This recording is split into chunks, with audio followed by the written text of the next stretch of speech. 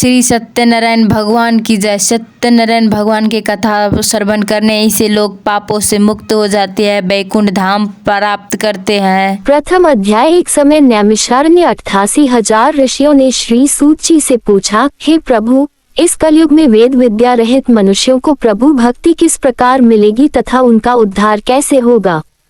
इसलिए हे मुनिश्रेष्ठ, कोई ऐसा व्रत कहिए जिससे थोड़े समय में पुण्य प्राप्त होवे तथा मनवांछित फल मिले। ऐसी कथा सुनने की हमारी इच्छा है। सर्वशास्त्र ज्ञाता सूत जी बोले, हे वैष्णवों में पूज्य, आप सबने सर्व प्राणियों के हित की बात पूछी है। अब मैं उस श्रेष्ठ व्रत को आप लोगों से कहूंगा जिस व्रत को नारद जी ने लक्ष्मी नारायण से पूछा था।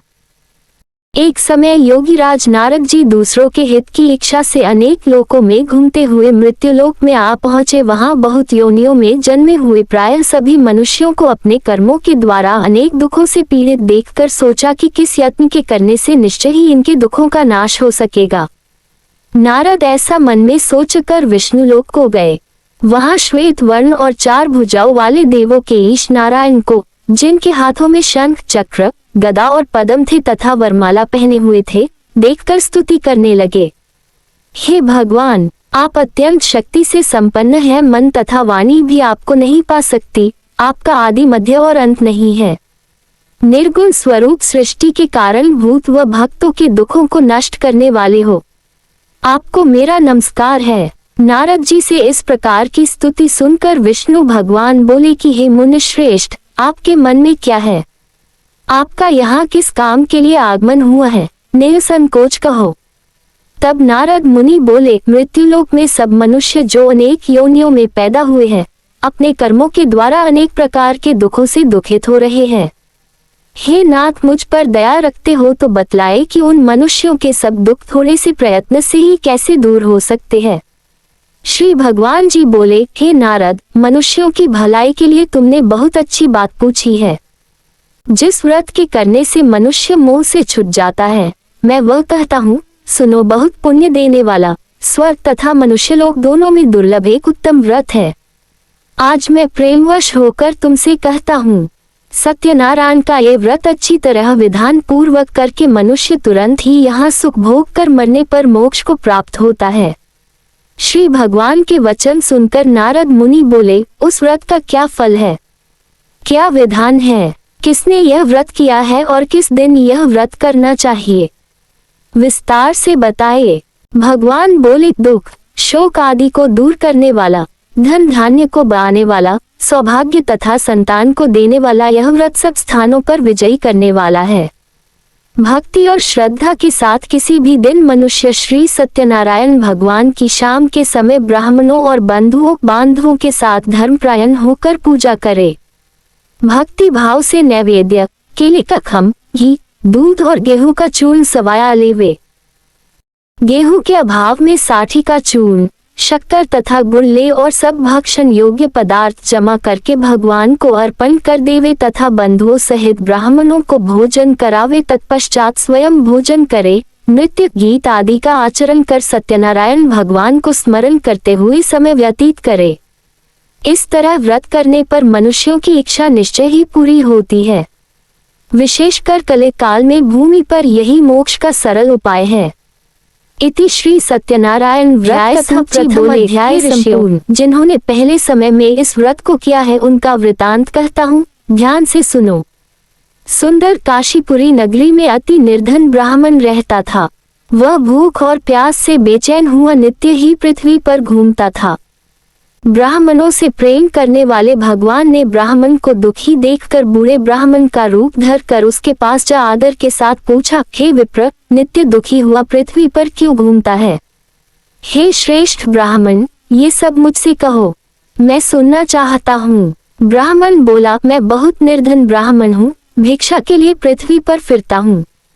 हे भगवान, यदि आप इसका उपाय जानते हो तो कृपा कर कहो।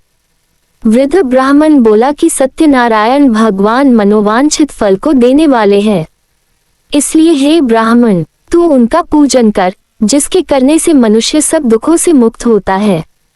ब्राह्मण को व्रत का सारा विधान बतलाकर बूढ़े ब्राह्मण का रूप धारण करने वाले सत्यनारायण भगवान अंतर्धान हो गए।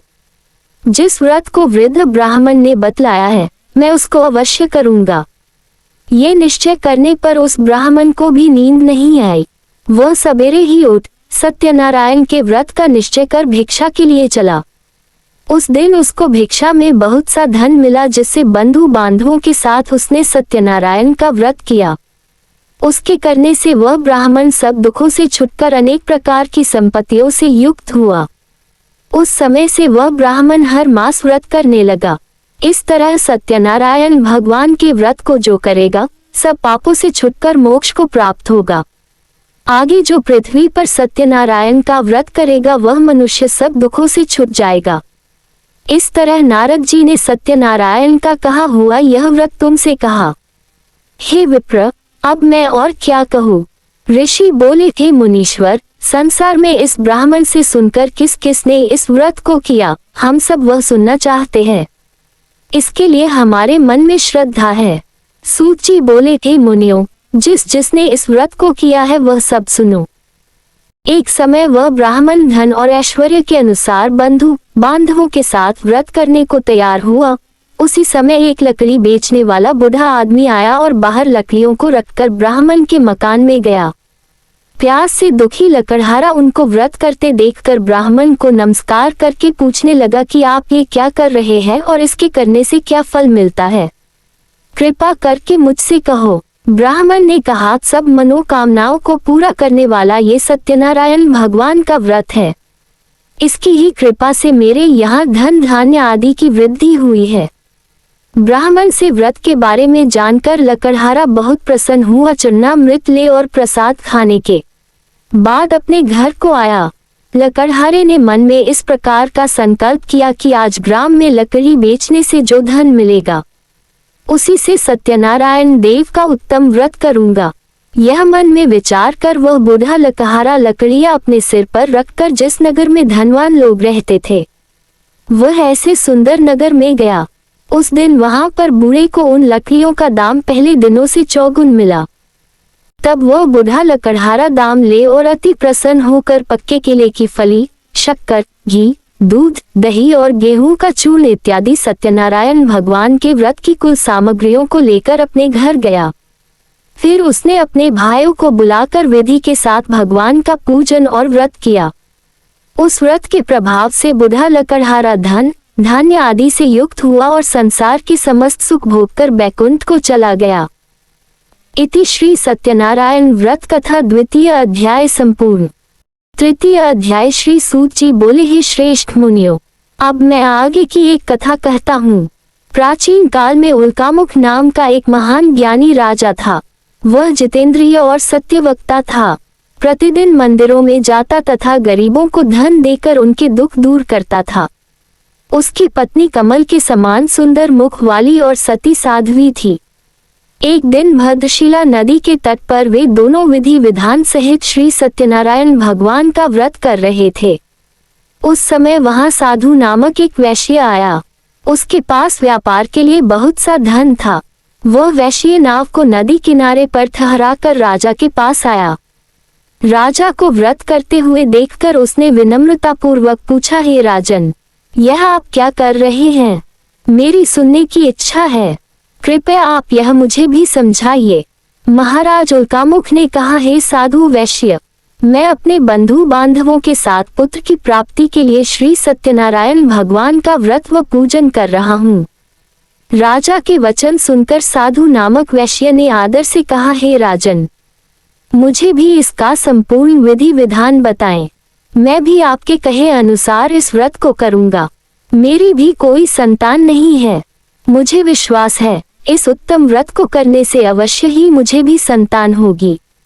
राजा से व्रत के सब विधान सुन व्यापार से निवृत्त हो वह वैश्य सुखपूर्वक अपने घर आया। उसने अपनी पत्नी को संतान देने वाले उस व्रत के विषय में सुनाया और प्रण किया कि जब मेरे संतान होगी तब मैं इस व्रत को करूंगा। वैश्य ने यह वचन अपनी पत्नी लीलावती से भी कहे। एक दिन उसकी पत्नी लीलावती श्री सत्यनारायण भगवान की कृपा से गर्भवती हो गई। 10वें महीने में उसने एक अति सुंदर कन्या को जन्म दिया। दिनों दिन वह कन्या इस तरह बढ़ने लगी जैसे शुक्ल पक्ष का चंद्रमा बढ़ता है। कन्या का नाम उन्होंने कलावती रखा। तब लीलावती ने मीठे शब्दों में अपने पति को याद दिलाया कि आपने जो भगवान का व्रत करने का संकल्प किया था, अब आप उसे पूरा कीजिए। साधु वैश्य ने कहा, हे प्रिय, मैं कलावती के विवाह पर इस व्रत को करूंगा।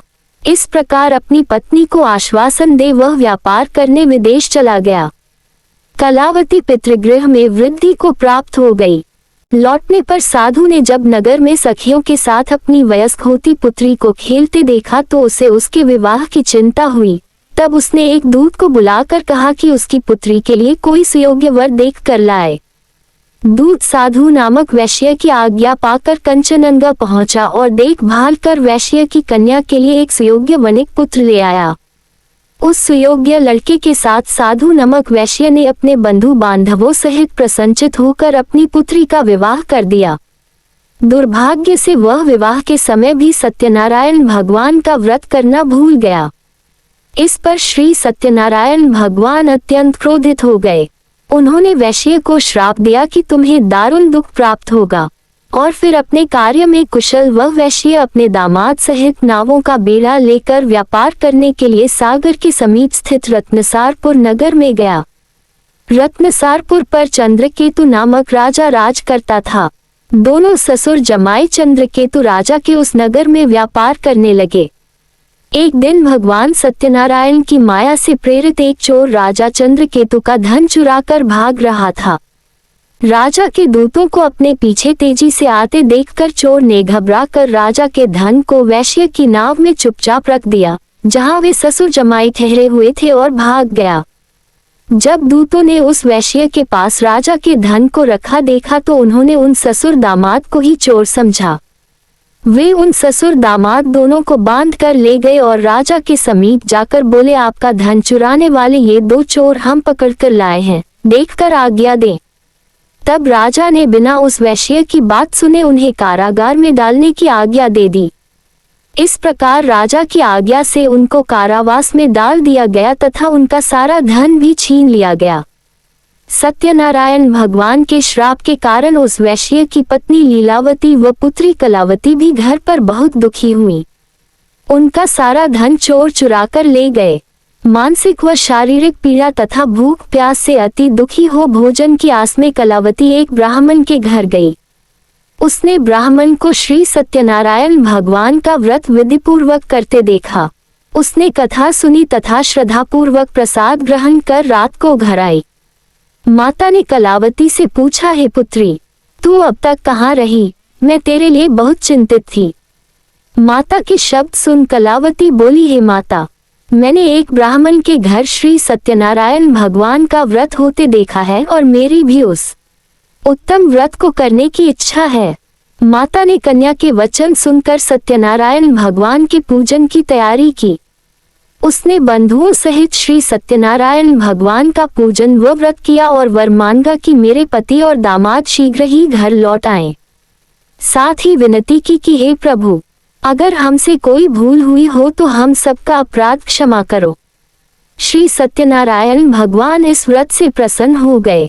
उन्होंने राजा चंद्रकेतु को स्वप्न में दर्शन देकर कहा, हे राजन, जिन दोनों वैश्यों को तुमने बंदी बना रखा है वे निर्दोष हैं, उन्हें प्रातः ही छोड़ दो।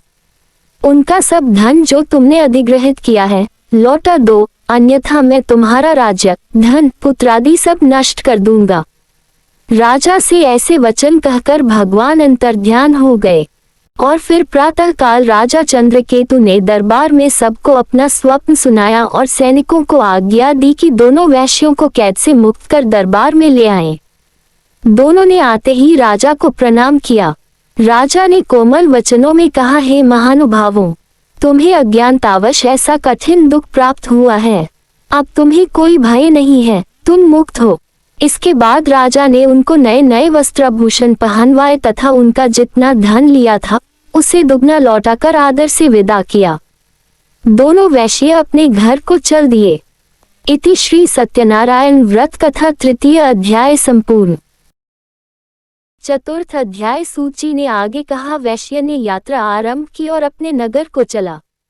उनके थोड़ी दूर आगे बढ़ने पर दंडी वेशधारी श्री सत्यनारायण भगवान ने उसकी परीक्षा लेने हेतु उससे पूछा, हे वैश्य, तेरी नाव में क्या है?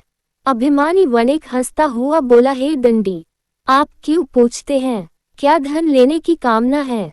मेरी नाव में तो बेल के पत्ते भरे हैं।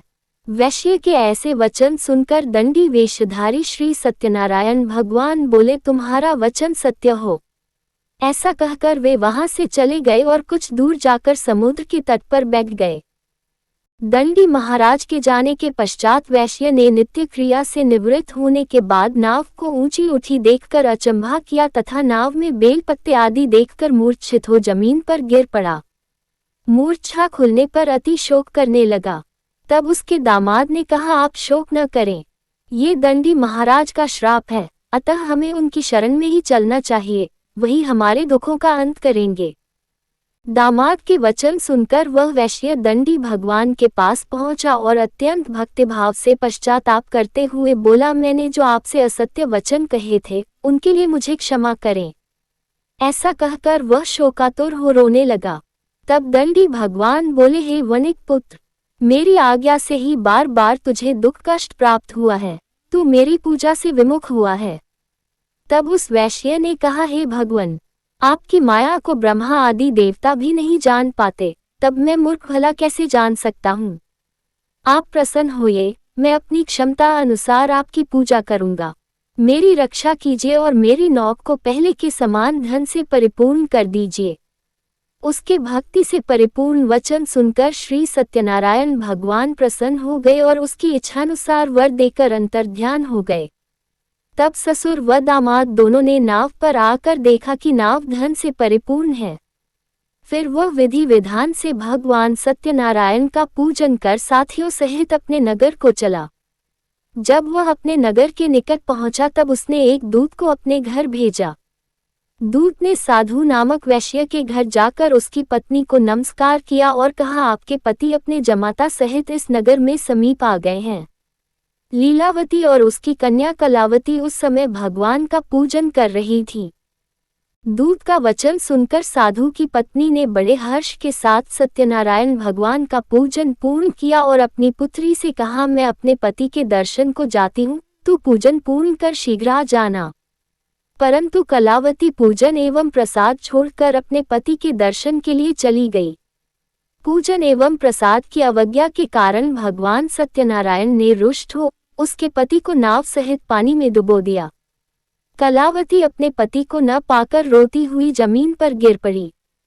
नौक को डूबा हुआ तथा कन्या को रोती हुई देख साधु नामक वैश्य द्रवित हो बोला, हे प्रभु, मुझसे या मेरे परिवार से अज्ञानतावश जो अपराध हुआ है उसे क्षमा करें। उसके ऐसे वचन सुनकर सत्यदेव भगवान प्रसन्न हो गए। आकाशवाणी हुई, हे वैश्य, तेरी पुत्री मेरा प्रसाद छोड़कर आई है, इसलिए इसका पति अदृश्य हुआ है। यदि वह घर जाकर प्रसाद ग्रहण कर लौटे तो इसे इसका पति अवश्य मिलेगा। आकाशवाणी सुनकर कलावती ने घर पहुंचकर प्रसाद ग्रहण किया और फिर आकर अपने पति को पूर्व रूप में पाकर वह अति प्रसन्न हुई तथा उसने अपने पति के दर्शन किए। तत्पश्चात साधु वैश्य ने वहीं बंधु बांधवों सहित सत्यदेव का विधिपूर्वक पूजन किया। वह इस लोक के सभी प्रकार के सुख भोग कर अंत में मोक्ष को प्राप्त हुआ। इति श्री सत्यनारायण व्रत कथा चतुर्थ अध्याय संपूर्ण। अध्याय श्री सूत जी बोले, हे ऋषिगण, मैं एक और कथा कहता हूँ, आप सभी ध्यान से सुनो। सदा प्रजा के लिए चिंतित तुंगध्वज नाम का एक राजा था। उसने भगवान सत्यनारायण का प्रसाद त्याग कर बहुत कष्ट पाया। एक समय राजा वन में वन्य पशुओं को मारकर बड़ के वृक्ष के नीचे आया। वहां उसने ग्वालों को भक्ति भाव से बंधु बांधवों सहित श्री सत्यनारायण जी का पूजन करते देखा। परंतु राजा देखकर भी अभिमान के कारण न तो वहां गया और न ही सत्यदेव भगवान को नमस्कार ही किया। जब ग्वालों ने भगवान का प्रसाद उसके सामने रखा तो वो प्रसाद छोड़कर अपने नगर को चला गया। नगर में पहुंचकर उसने देखा कि उसका सारा राज्य नष्ट हो गया है। वह समझ गया कि यह सब भगवान सत्यदेव ने रुष्ट होकर किया है। तब वह वन में वापस आया और ग्वालों के समीप जाकर विधिपूर्वक पूजन कर प्रसाद ग्रहण किया तो सत्यनारायण की कृपा से सब कुछ पहले जैसा ही हो गया और लंबे समय तक सुख भोग कर मरणोपरांत वह मोक्ष को प्राप्त हुआ। जो मनुष्य इस श्रेष्ठ दुर्लभ व्रत को करेगा, श्री सत्यनारायण भगवान की कृपा से उसे धन धान्य की कोई कमी नहीं होगी। निर्धन धनी और बंदी बंधनों से मुक्त होकर निर्भय हो जाता है। संतानहीन को संतान प्राप्त होती है तथा सब इच्छाएं पूर्ण कर अंत में वह वैकुंठ धाम को जाता है। अब उनके बारे में भी जानिए जिन्होंने पहले इस व्रत को किया। अब उनके दूसरे जन्म की कथा भी सुनिए। शतानन नामक वृद्ध ब्राह्मण ने सुदामा के रूप में जन्म लेकर श्री कृष्ण की भक्ति एवं सेवा कर वैकुंठ प्राप्त किया। उल्कामुख नामक महाराज राजा दशरथ बने और श्री रंगनाथ का पूजन कर मोक्ष को प्राप्त हुए। साधु नाम के वैश्य ने धर्मात्मा व सत्य प्रतिज्ञा राजा मोरध्वज बनकर अपने पुत्र को आरे से चीरकर वैकुंठ धाम प्राप्त किया। महाराज तुंगध्वज स्वयंभू मनु बने। उन्होंने बहुत से लोगों को भगवान की भक्ति में लीन कराकर वैकुंठ धाम प्राप्त किया। लकड़हारा अगले जन्म में गो नामक निषाद राजा बना, जिसने राम के चरणों की सेवा कर अपने सभी जन्मों को संवार लिया। इति श्री सत्यनारायण व्रत कथा पंचम अध्याय संपूर्ण। श्री सत्यनारायण जी की आरती। जय श्री लक्ष्मी रमना स्वामी लक्ष्मी रमना। सत्यनारायण स्वामी जन पातक हरना। रतन जटित सिंहासन अद्भुत छवि राजे। नाद करद नियंतर घंटा ध्वनि बाज। नाद करत नियंत्रण घंटा ध्वनि बाज। प्रकट भय कली कारण दिव को दर्शन दियो। बुढ़ा ब्राह्मण बन के कंचन महल कियो। दुर्लभ भी कराल जिन पर कृपा करी। चंद्रचूट इक राजा तिनकी विपत हरी। चंद्रचूट इनका राजा तिनकी विपत हरी। वैश्य मनोरथ पावे श्रद्धा तज दीनी। जो फल भोगे प्रभु जी फिर स्तुति की नहीं। भाव भक्ति के कारण छिन छिन रूप धरियो। श्रद्धा धारण किन्हीं जन को काज सरियो। ग्वाल बाल संग राजा बन में भक्ति करी।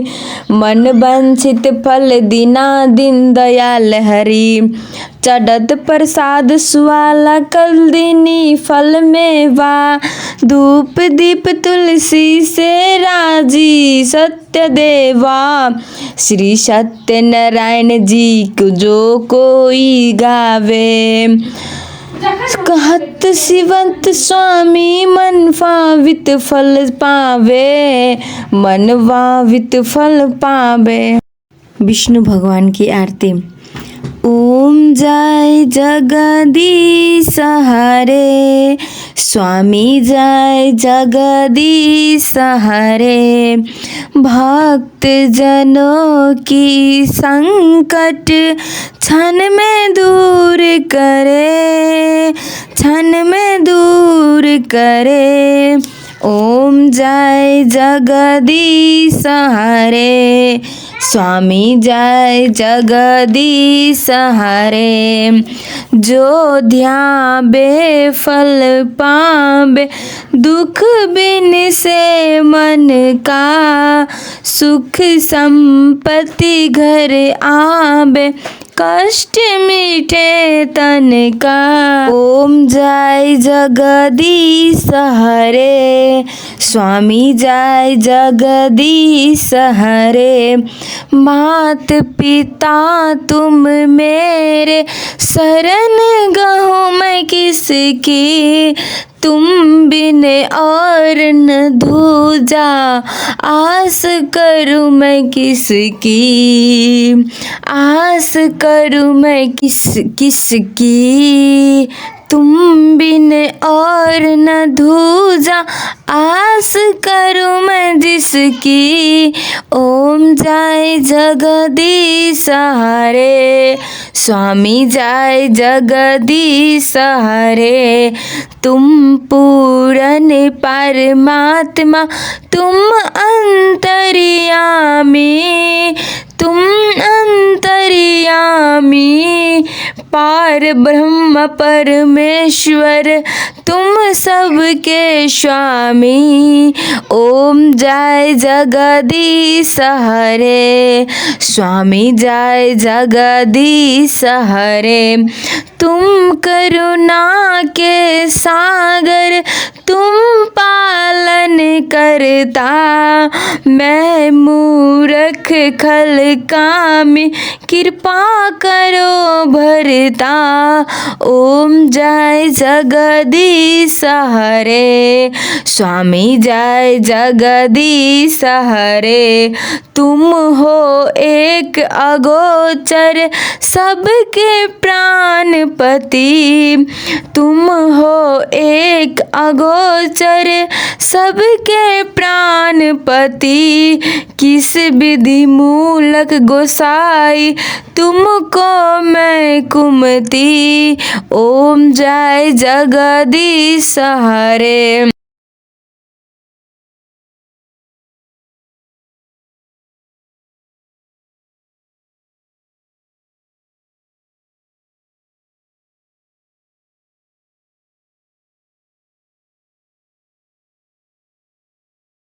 स्वामी जय जगदीश हरे, दीन बंधु दुख हरता, तुम सबके ठाकुर।